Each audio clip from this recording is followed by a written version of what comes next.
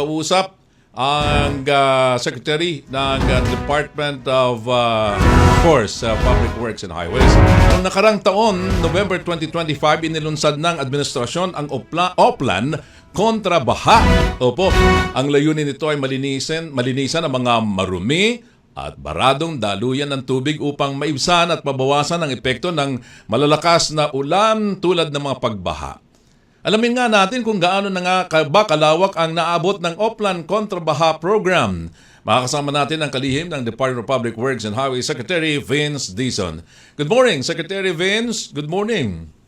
Kiko, magandang umaga. Ay, salamat po sa pagpapaunlak niyo ng panayam na ito, Secretary Vince Dizon. Bigyan nyo nga po kami ng update sa mga naikot nyo na sa buong bansa na mga na-inspeksyon at may mga kaugnayan po sa mga infrastruktura sa ating bansa, lalong-lalo itong ating kontra-baha program ng ating Pangulo. Alam mo, Kiko, unang-una, uulitin ko lang yung paulit-ulit na sinasabi ng ating Pangulo. Opo. Anong kanyang pagbubulgar nitong napakalaking pagnanakaw ng kaban ng bayan, kailangan talaga makita at maramdaman ng mga kababayan natin ang mga proyekto ng gobyerno ng mabilis at maayos. No? At kung hindi nanakawin ang pondo ng mga kababayan natin, makikita natin agad-agad ang magandang epekto ng mga proyektong ito. Kaya nga inunsad niya ang Oplan Kontra Baha sa buong bansa, Luzon, Visayas, Mindanao yan, Kiko. No? Opo. Para makita at maramdaman agad-agad ng mga kababayan natin na kung gagamitin ng tama at hindi nanakawin ang pondo ng mga kababayan natin, merong kagad magandang epekto. Halimbawa na lang, no? Ito mga pinapakita kayong mga video nito. Yes, Secretary. Tama po yun. Makikita natin na dito sa mga area na dati talagang binabaha ng mataas at minsan araw ang binibigang bago bumaba at humupa ang tubig baha. Makikita natin sa mga area tulad ng G. Araneta, ng Taft Avenue, ng Roas Boulevard, at iba pang mga lugar sa Metro Manila.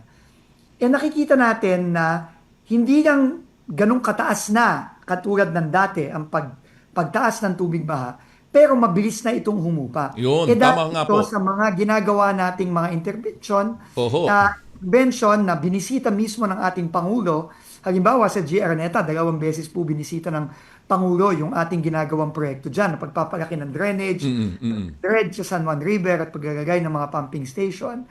Makikita at naramdaman ng mga residente mismo dyan na yung pagbaha hindi na ganun kataas. Dati, alam mo, aabot pa minsan lampas tao dyan.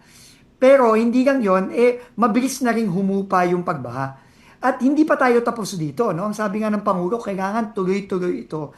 At ito ay dapat gawin sa iba't ibang parte ng Pilipinas. So, meron tayong Oplan Kontra Baha mula Northern Luzon hanggang Mindanao. Sa Cagayan, sa Tuguegarao, sa Pangasinan, sa Ilocos, sa La Union, sa Pampanga, sa Bulacan, sa NCR, sa Cavite, pababa ng Southern Luzon, hanggang sa Bicol, lalong-lalo na sa City of Naga at sa Camarines Sur, kung saan talaga dyan dumadagsa ang tubig ba, sa Kabikulan, sa Visayas, sa Cebu, lalo na sa Iloilo, sa Eastern Visayas, sa Northern Mindanao at sa Central Mindanao, pati na bukas nga, pagkatapos lang ng SONA, pupunta kami ng Pangulo sa Davao mismo. Dahil alam mo, grabe yung dinaranas na baha dyan sa Davao, itong mga nakaraang linggo. Nakaka-receive nga po kami ng report na nga ngayon, Secretary Dizon, yung grabe yung epekto. Po talaga. So, kailangan po talaga, tuloy-tuloy lang tayo at wala tayong tigil. Kasi itong pagbaha, hindi naman ito masosolve ng mabilisan. Kailangan talaga wala tayong tigil, pero ang importante, ang pondo ng gobyerno na dapat napupunta sa mga proyekto, hindi ninanakaw at ginagawa natin ng tama at ng mabilis ang mga proyektong ito. Yun ang kabilin-bilin at paulit-ulit na binibilin sa atin ng ating mahal na Pangulo. Having said that, Secretary Dizon, sa mga naikutan nyo na at tungkol dito sa mga naobserbahan ninyo, yung pong mga proyekto ito, I'm sure nakatulong na sa mga kababayan natin. Ano mga naka-receive nyo mga feedback sa mga residente, sa mga nababanggit na lugar na yon, yung mga naikutan nyo from the north down to the south areas? Unang-una, Kiko, nag-uumpisa pa lang tayo dito. Okay. Marami pa tayong kailangan gawin. Kaya nga, Mm, mm. tingin ko ang isa sa magiging mensahe ng ating Pangulo sa SONA na napaka-importante para sa mga kababayan natin, dapat ang focus ng gobyerno trabaho. Tama po. Magtrabaho din tayo ng magtrabaho sa dami-dami ng problema at hirap na dinaranas ng mga kababayan natin. Kailangan talaga double time ang pagtatrabaho natin. At itong Oplan Kontrabaha, nagsisimula pa lang tayo at dapat tuloy-tuloy ang gagawin natin. Dahil walang magic na wand na solusyon dito. Kailangan dito tuloy-tuloy ang trabaho natin. Pero dito pa lang sa umpisang pagtatrabaho natin, meron na tayong nakikitang mga kahit papanong mga improvement na nararamdaman na ng mga kababayan natin dito sa Metro Manila. Yan, nakikita ko yan sa, I think sa Tuguegarao to at Ay, sa Naga. yes. Oo. Nakikita Mukhang yan na nga yan natin- sa Tuguegarao. Alright. Nakikita na natin na pauwi. And Talisay, no? This one is in Talisay, Cebu, and another area. So, Paunti-unti nararamdaman na natin ang epekto. Pero hindi tayo dapat titigil. Dapat tuloy-tuloy ito na walang humpay at kailangan paigtingin pa natin lalo ang ating ginagawang trabaho. Lalo na dito sa Oplan Kontrabaha.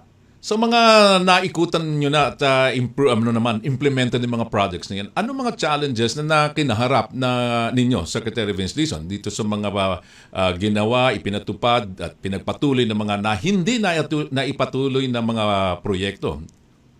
Alam mo, maraming mga proyekto all over the country, Kiko, no, na nakatenga lang. Ito nga ang kinakagalit ng mga kababayan natin na habang nakikita nila na ninanakaw ang pondo ng bayan, ang pondo Opo. ng mga kababayan natin, ang daming mga proyektong mga nakabinbin na tulay, nakabinbin na kalye, mga iba't ibang mga proyekto na matagal nang nakatenga. Kailangan talaga ito matapos na natin once and for all. At ito ang kabilin-bilinan ng ating Pangulo. Na kailangan ito ang mga pagtuunan natin ng pansin. At dahil at ang kadalasang mga nagiging problema diyan yung mga budget na tingi-tingi. No, tingi-tingi yung budget, hindi natatapos, pero ngayon nasabi na Pangulo, kailangan tapusin na natin itong mga to once and for all at pondohan na natin ang tama at gawin na natin ang tama at maayos. Paano ba yung sinasabi nyo yung tingi-tingi? Ibig sabihin ba hindi na ida-download ng buo ang mga pondong yan sa Department of Public Works and Highways, Secretary? Hindi binibigyan ng prioridad, Kiko. Yun ang problema. No? Imbes na tapusin yung mga sinimulan nitong mga nakaraang dekada, kung saan-saan na lang ginagagay ang pondo ng mga kababayan natin. At nakita naman natin kung ano nangyari dyan. Kaya ngayon, ang priority talaga natin, finish the unfinished. Yun ang ating pagtutuunan ng pansin. I Yun ang agree. kabilin-bilinan ng ating Pangulo. Itong susunod na 2 taon na natitira sa kanyang termino. Secretary Dizon, maiba pa po tayo. Diyan nga pala sa kontrabaha, kasama diyan sa programa mo at nakita ko, nagugustuhan ko po, yung sinasabi, pinapatupad nyo ngayon sa Metro Manila, na palawakin yung mga sideways, ano? Yung mga daanan ng mga sidewalk na mga nanggagaling sa iba't ibang terminal, especially itong mga bus stops at saka yung mga MRTs dito sa lalong-lalo sa kahabaan ng EDSA, Secretary Dizon. Alam mo, ang napansin talaga ng Pangulo natin, Kiko, Opo. ating mga polisiya at ang ating mga ginagawang mga proyekto, hindi inuuna ang ating mga commuter at ang ating mga business. Alam mo, di hamak na mas maraming nagko-commute at naglalakad kesa sa mga nakasasakyan. Pero itong mga nakaraang taon, Nasa kalsada na. hindi sila binibigyan ng prioridad. Kaya ang Oo. sabi ng Pangulo, dapat naman unahin natin ang mga commuter at mga pedestrian. Kaya ito ang ginagawa natin ngayon sa tulong din ni Secretary Banoy Lopez ng DOTR. At ang sidewalk, lalo na sa EDSA, sa iba pang mga major nating kalsada tulad ng EDSA, ng C5, ng iba't iba pang mga malalaki nating kalsada, yan ang una nating ginagawa ngayon. Pina-priority natin na palawakin ang ating mga sidewalk. Kasi kawawa po talaga. No? Ako ilang beses na ako naglakad dyan sa EDSA kasama ng ating mga commuter at ng ating mga pedestrian. At nakita ko talaga at naranasan ko ang hirap nila araw-araw. No, halos agaw buhay na ang dinadaanan nila dyan, araw-araw. Kaya ngayon, nakikita natin ngayon, yung EDSA natin, talagang pinapalawak na natin ang mga sidewalk para naman Opo. No, mabigyan naman ng priority ang ating mga commuter at Nakita pedestrian. ko na nga po yung mga ilang Ang gagawin bahagi, natin. Secretary Vince Oo. Dizon, na nabanggit nyo nga, nabiro nyo, sideways yung padakad na ng Oo. ating Oo, mga yun. kababayan dahil may maliit yung sidewalk na yon makitid. So Oo. yan, hindi lang natin gagawin sa EDSA, kundi sa iba pang mga major national Okay. roads natin. Hindi lang sa Metro Manila, kundi sa iba pang parte ng Pilipinas.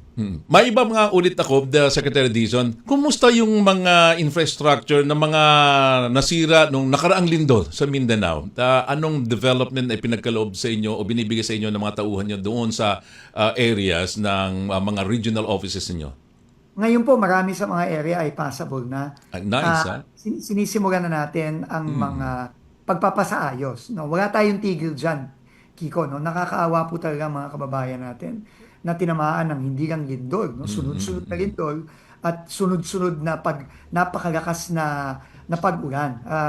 Pero pinipilit talaga natin na kahit napatong-patong itong mga disgrasyang inaabot ng mga kababayan natin sa Mindanao, wala tayong tigil sa pag-clear, pagsasaayos, at pagre-repair nitong mga iba't ibang mga nasirang mga infrastruktura dito. Ilang oras na lamang po, Secretary Dizon, at mapapakinggan natin ang SONA ni Pangulong Ferdinand Marcos Jr. May maiaambag po ba kayo? Ano po ang inaasahan nyo pa na pwedeng ulitin ng ating Pangulong Ferdinand Marcos para maipahayag sa ating taong bayan? Go ahead, please. Tingin ko po, no, ang sasabihin ng ating Pangulo, Opo. ang trabaho, non-stop yan. At dapat ang trabaho ang focus natin ngayon.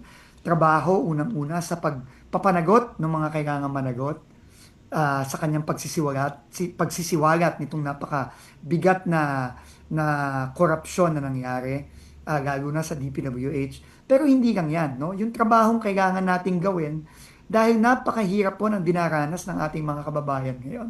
At yung trabahong yan, ang top priority ng ating Pangulo, ng Kabinete, at ng lahat ng sangay ng ating gobyerno.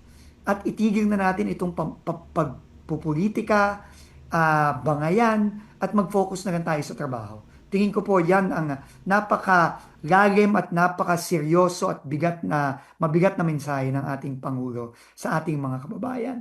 Itong susunod na 2 taon, nakafocus dapat tayo sa mga pangangailangan ng ating mga kababayan.